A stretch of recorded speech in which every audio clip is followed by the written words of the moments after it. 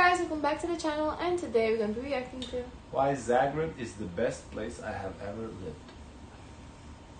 In my life to have travelled to 96 countries, and I've lived in 9, including 14 different places I call home over the years, apart from the 9 years of boarding school. These include Manchester, Oxfordshire, Munich, St. Petersburg, Moscow, Yekaterinburg, Tbilisi in Georgia, Hiroshima in Japan, Kigali in Rwanda, Nairobi, Kenya, Hargeisa in Somaliland, before I moved to Croatia 21 years ago, and I've been blessed to have lived in Jelsa on Hvar and Varaždin and now Zagreb. And of those amazing places all over the world, and it quite surprises me now to say this, because when I first came to Zagreb 20 years ago, I really didn't like it that much. But he's been to a lot of places, man.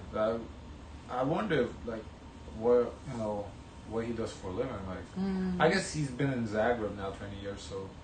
But just over the years, that's a lot of places to live. Wow. I believe today Zagreb in 2023 is by far and away the best place I've ever lived, and a place that really is up there as one of the most underrated places to be. Here's why.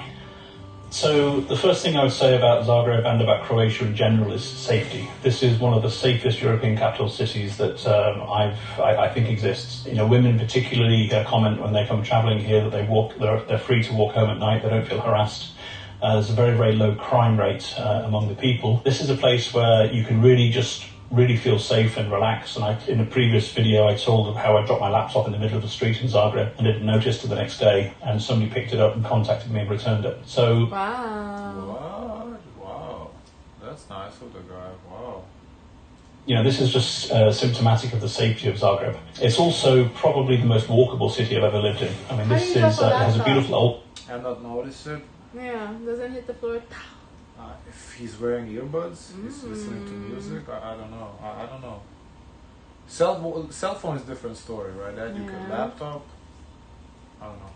Town, but wherever you go, you can just walk, and there are parks. I never ever take the tram, even though the public transport is fantastic here. It's just a place that you can get lost in and you can walk around. It's a very walkable city.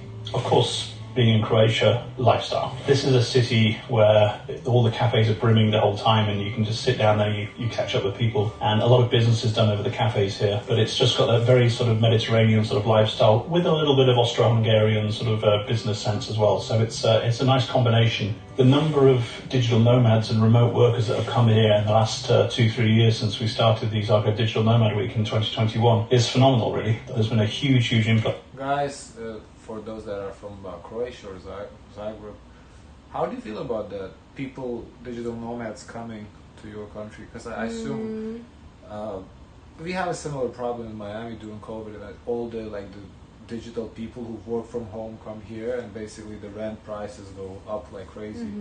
So I wonder if that was like the problem in Croatia as well, especially if it was like such a popular destination for people who work from home.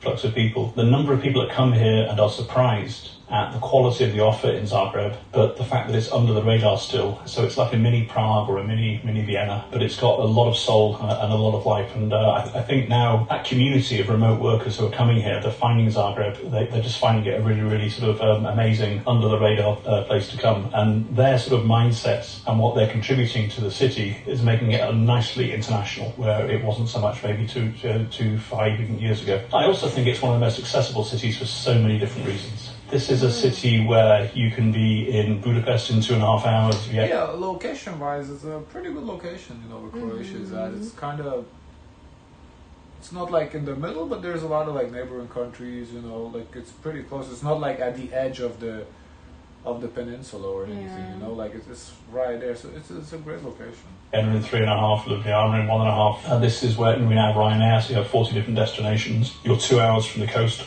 So you don't need to live in Dalmatia or on the coast to actually enjoy the sea. You just hop in the car and go there whenever you want to. Even just around Zagreb itself, it's a very, very green area, and Zagreb County is full of magical castles and authentic experiences. The nature is insane here. Wherever you go, Croatia is a beautiful place, but Zagreb really does, I think, the outdoor lifestyle very, very well, and it's surrounded by all these hills and fantastic things to see. Zagreb is certainly in the last 3, 4, 5 different years has become a very cultural, artistic city. There's been a big push to try and bring things like street art and outdoor concerts, especially after COVID, onto the streets. Now you have a load of amazing festivals such as the Festival of Lights in March. You know, you have Zagreb Classic in the summer, classical concerts outdoors at King Tomislav Square. You have obviously That's cool.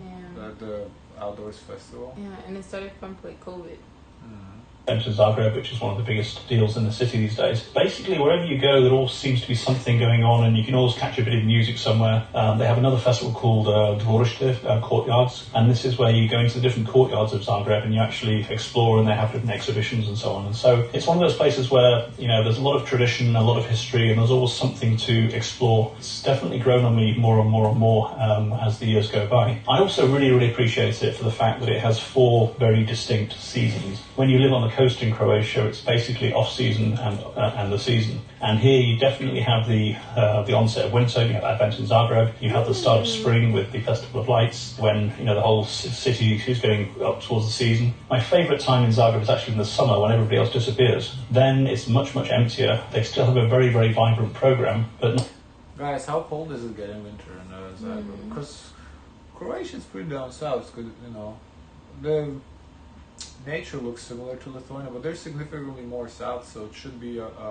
way warmer in winter. So I wonder how cold do the winters get? Unless like if maybe it's like really high elevation. Yeah. Not so many people around, and the people that do stay in Zagreb during the summer are generally more interesting people that have projects that they're doing. And then you go into the fall, into autumn, and you have a great art festival called Artupunktura, for example. And so there's always something going on culturally. One of the Artupunktura, interesting name, like acupuncture with art. Clever name. things I like the most about Zagreb, though, is the people, in the sense of there is a new generation of Croatian coming through, and these are the entrepreneurs, these are the IT people, the startups, these are people that want to make change in the country. I'm connected to quite a lot of them through my news portal, so the Croatian News, and it's really inspiring to see these people. Like across the border around the world. Yes, Lithuania is experiencing similar. That a lot of like tech companies, come in, and so that sector is definitely booming there.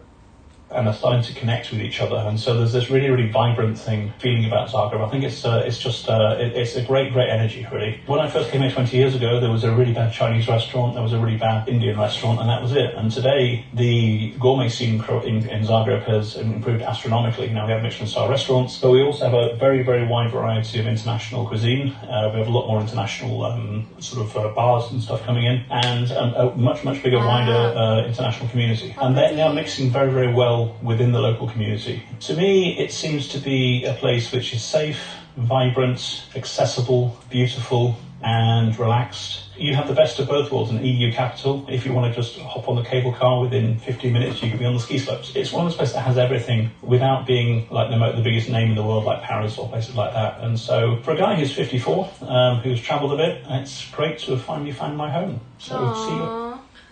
Good for him. Yeah. Guys, of course, let us know your thoughts. Don't forget to like, comment, and subscribe. Join the Discord. And as always, share as much kindness as possible.